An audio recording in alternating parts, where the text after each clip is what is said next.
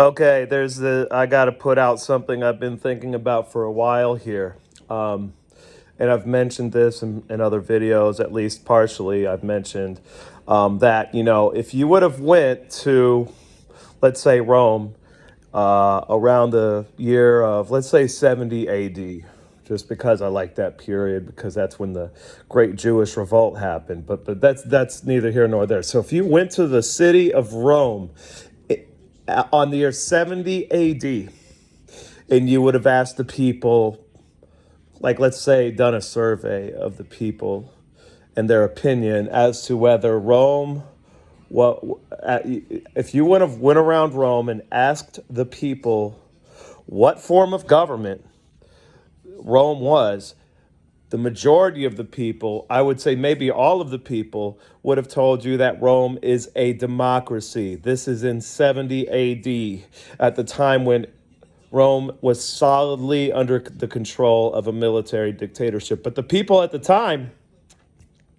would have told you that Rome was a democracy, a representative democracy. They would have said, well, look, there's the Senate. We have elections.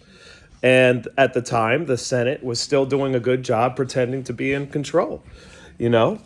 And so the point is, Rome wasn't officially a military dictatorship. It's not like Augustus came out one day and said, we are now a military dictatorship. If you would have asked Augustus what he thought, he may have known in his heart of hearts that he controlled everything, but he would have said publicly that Rome is a democracy, and most people would believe him. Okay, because they still had a Senate, they still had elections, and the Senate pretended, the Senate and the emperor together maintained a facade that, Rome was a democracy.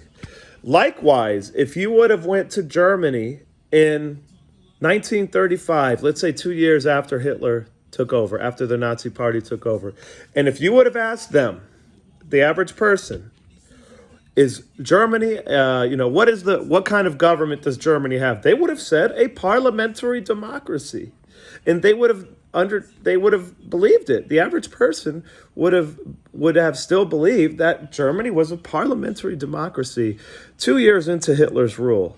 Okay, so the point of it is when a society goes totalitarian, it's not like anybody comes out and announces, this society, this government is now an authoritarian, totalitarian regime. That doesn't happen, right? So how do we know? How would we know whether the United States is in fact a totalitarian society, or close to it, or on its way to being one? Well, one thing I could say that I feel fairly certain about is that as power gets more centralized in any society, what you end up seeing is a lack of cultural and artistic innovation. Okay, so in every totalitarian society that I know of, you can see how creative expression in the form of art is suppressed. And this happened everywhere from the Soviet Union to China, where, in China under Mao, their history and culture was actively destroyed. Same was true in Russia to an extent.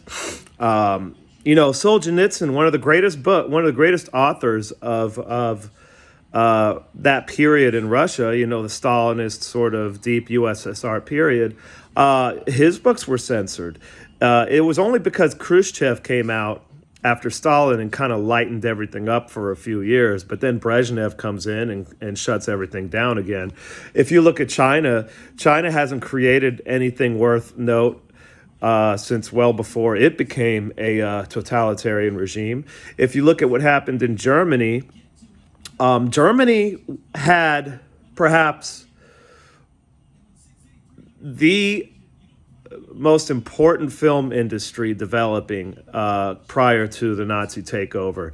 The Nazis came in, and of course, a lot of the people involved in the film industry in Germany, a lot of them were Jewish, and the Nazis came in and destroyed the German film industry.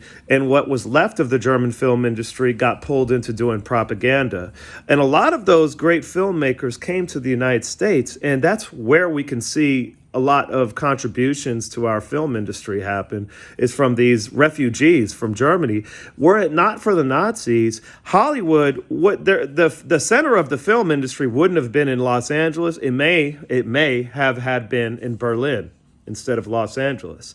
If we look at, excuse me, if we look at the Roman Empire, if you want to look at most of their important cultural works and literature were created and authored at the time of during the Republic era and not during the Empire era. Now, it's a long span of time. Okay, Roman history spans almost 1,000 years.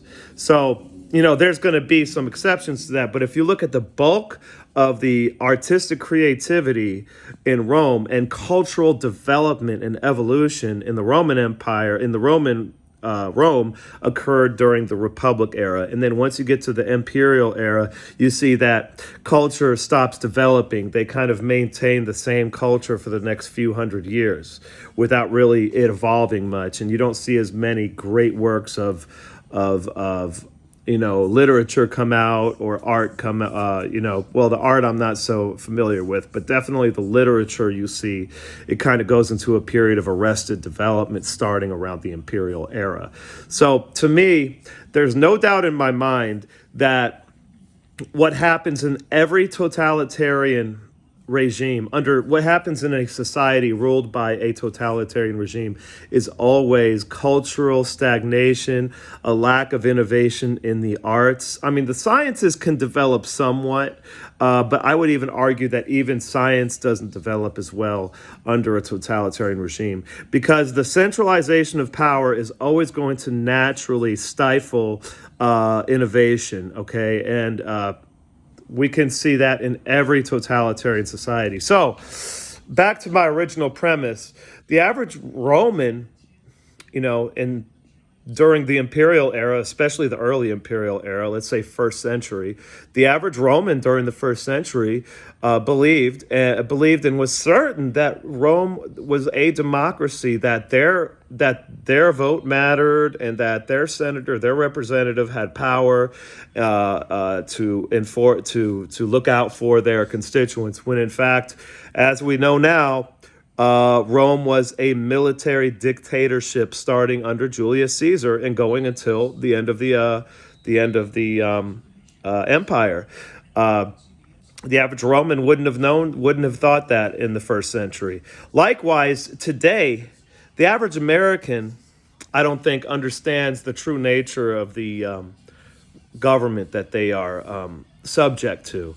I would argue that the cultural stagnation that we've experienced since about the 90s going into the 2000s is attributable to a centralization of power and influence, into basically an oligarchy. So, in fact, the United States is no longer a free society as we speak. It is something else. I'm not going to say totalitarian, but certainly we have such a high degree of centralization of power that it has caused artistic and cultural stagnation. Now, I'm a music head. I'm an amateur musician myself. I play piano. I love my piano. And, I can, as we all know, music for the past 20 years has pretty much sucked. Okay. And that has to do with centralization of power in the media into a few companies. Okay. And that also reflects a centralization in power in our country directly. So that's where I'm at with it. I would argue that the cultural and artistic stagnation, I mean, it's across the board. Okay, we don't see works of art. We don't see good music. We don't. The film industry sucks now. Okay. And that has to do, by the way, with a partnership between Hollywood and the government itself. There is a literal partnership going on there. So Hollywood is afraid to do anything that might rock the boat. See, this is how our artistic innovation gets stifled. It's when people who would otherwise be creative choose not to be for fear of repercussions to their career or whatever. So that's where I'm at with it. I would argue that this cultural stagnation that we're seeing, that I don't think there's not many people who would argue against the idea that we're in a period of cultural stagnation right now. I would argue that this points towards a high degree of centralization of power in the United States, which means that, maybe we're not totalitarian yet, but we're well on our way to being a totalitarian society. And so that's what I have to add to the conversation.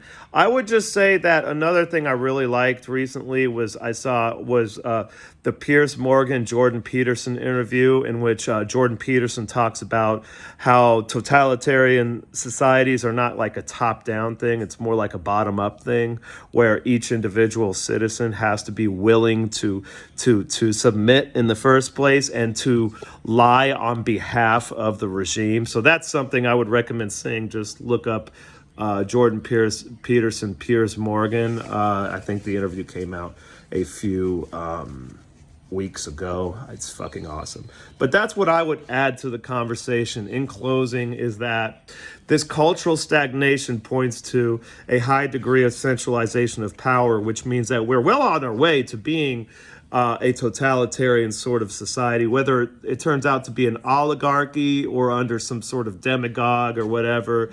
That's a different conversation for a different day. No one can know. But we do have this centralization that's getting to the critical point. And many people would say that there's two possibilities. Either the status quo crumbles and falls and everything decentralizes, or the totalitarian sort of push completes and we become a totalitarian society completely. So either one is possible. But either way, what's happening right now is power is increasingly centralizing. Okay, so people need to understand this. Okay, this is not a democracy anymore. I'm not saying your vote doesn't matter. I'm saying that who you vote for is what you don't have a choice who you vote for. That's the issue you have. So I'm out. Check you later.